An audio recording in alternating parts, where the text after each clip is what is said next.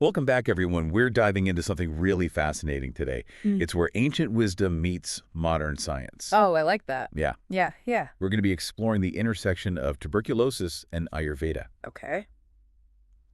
And our main source is this really interesting research article that takes a deep dive into the history and current research on how Ayurveda approaches TB.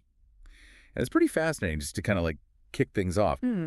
TB's been around for a long time, like Yeah. a really long time. Yeah. We're talking evidence found in human remains going back 9,000 years. Wow. So get ready to uncover how ancient medical systems like Ayurveda tackle this persistent disease and also what modern science is now discovering about its potential. It is kind of wild when you think about it, right? Like you have this ancient disease that is still a major global health problem. Yeah. And then on the other hand, you have this ancient medical system that might actually have some solutions that modern science is just beginning to kind of look into. It's like we're opening a treasure chest of ancient secrets, and we're going to sift through it together. I like that. But before we get into the Ayurveda side of things, Yeah. let's talk about just how big of a problem TB is in the world today.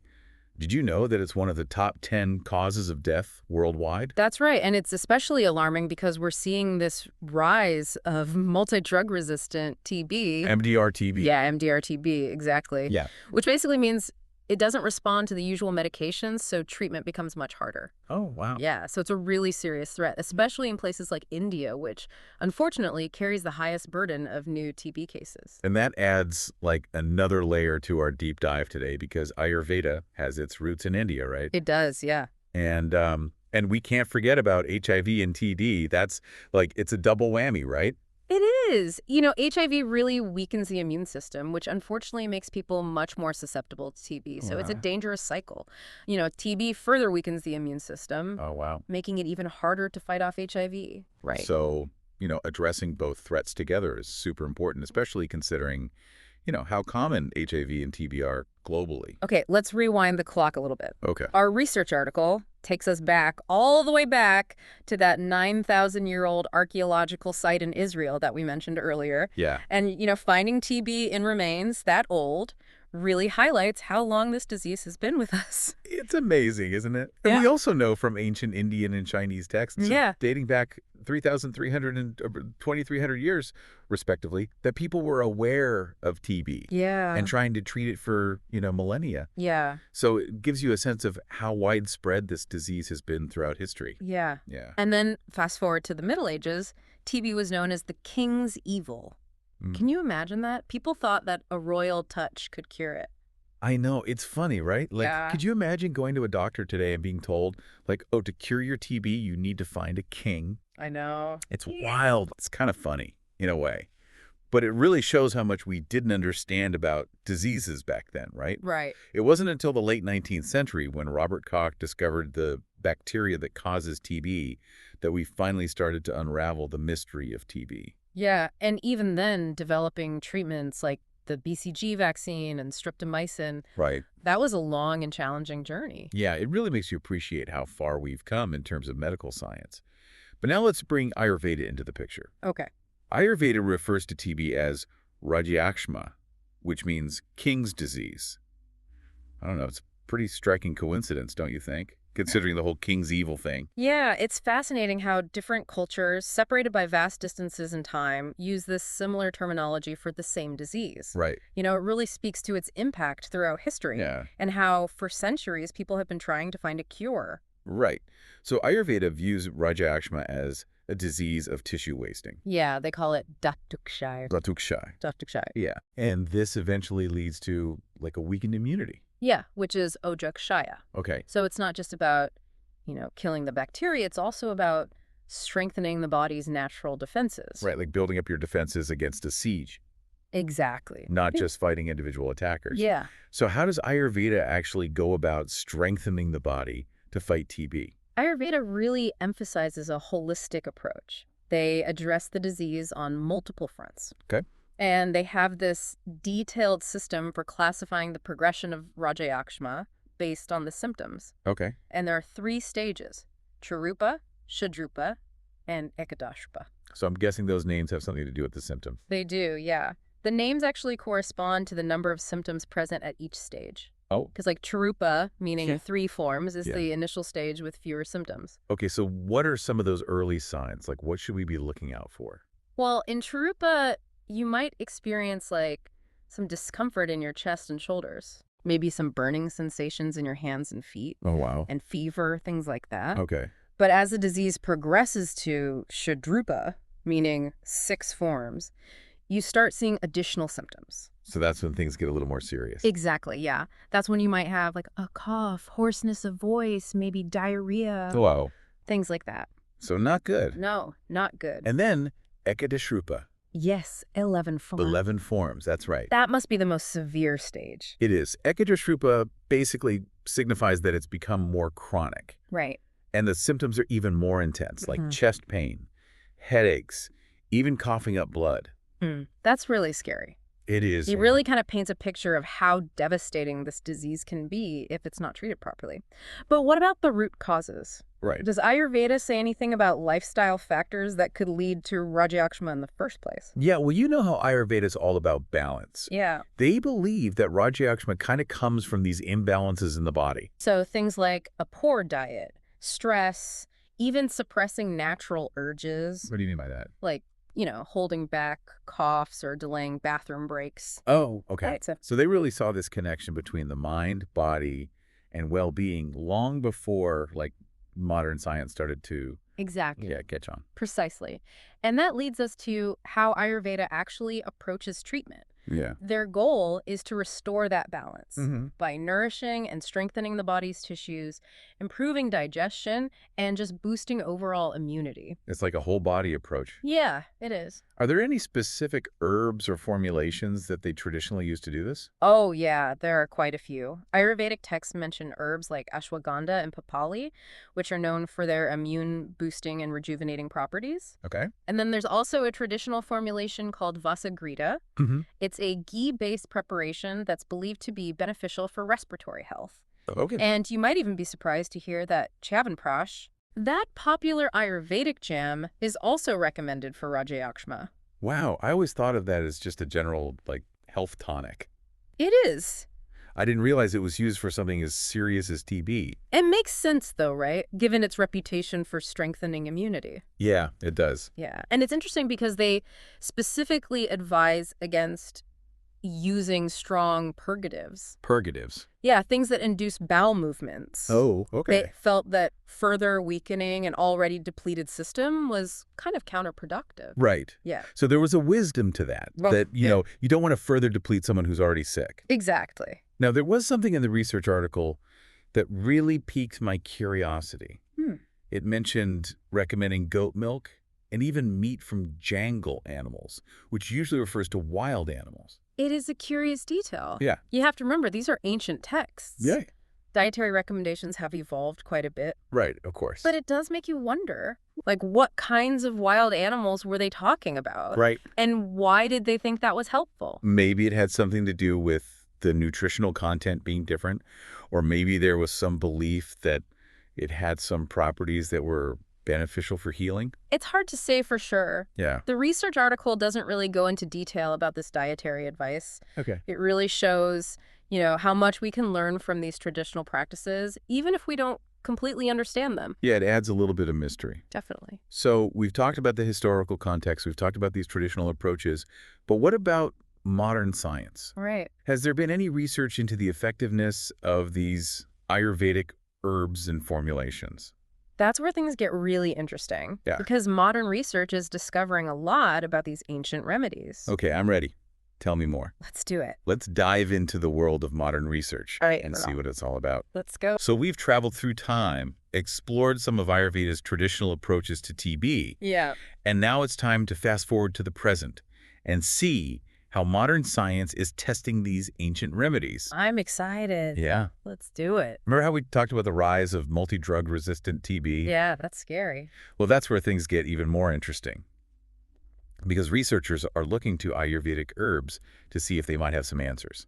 It really is like a medical time machine, isn't it? It is. We're taking this wisdom from thousands of years ago Right. and we're applying it to one of the most pressing health challenges of our time. So did the research article mention any specific plants that are showing promise against this, like MDR, TB? Absolutely, yeah. There were a few that really caught my eye. Okay, tell me, tell me. One study found that jackfruit extract was effective against TB, even in super tiny doses. Jackfruit.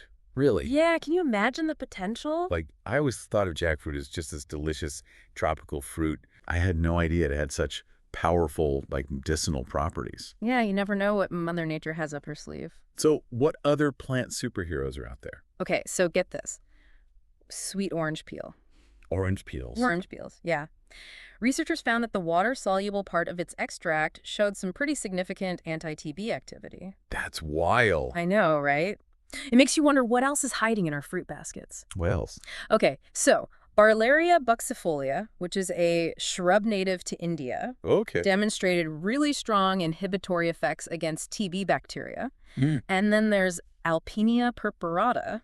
Alpinia purpurata. It's also known as red ginger, showed some really promising anti-TB potential. Wow. It's like Mother Nature's been holding out on us Yeah. with this whole arsenal of plant-based weapons against TB. Right. But I'm guessing it's not as simple as, like, making a ginger orange peel smoothie. You're right. It's not quite that easy. Okay. You know, these are still early stage studies. And we need a lot more research to confirm these findings and really figure out how to use these plants in a clinical setting. So there's still a long road ahead, Mm-hmm. but the initial results are super promising. Oh, absolutely. What are the next steps? Like, what are the researchers focusing on now? Well, one really crucial area is understanding synergistic effects. Synergistic. Synergistic, yeah. What's that? So it's basically trying to figure out if combinations of certain herbs might be even more potent than using them individually. Like the power of teamwork, even in the plant world. Exactly. So it's not just about identifying these individual plants, Right. but also understanding how they work together Yeah. to create, like,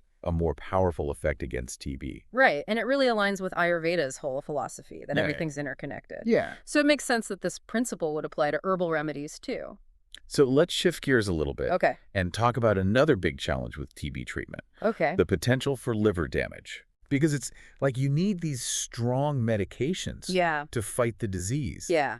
But those medications can be really tough on the liver. It's a real concern. And that's where Ayurveda may have something else to offer. Really? So researchers are actually looking into certain Ayurvedic herbs for their ability to protect the liver from the damage caused by these anti-TB drugs. So they act as like a shield for the liver. Yeah, we call them hepatoprotective. Hepatoprotective, I like that word. It's a good one, right? It sounds very sci-fi, but it's based on ancient wisdom. Exactly.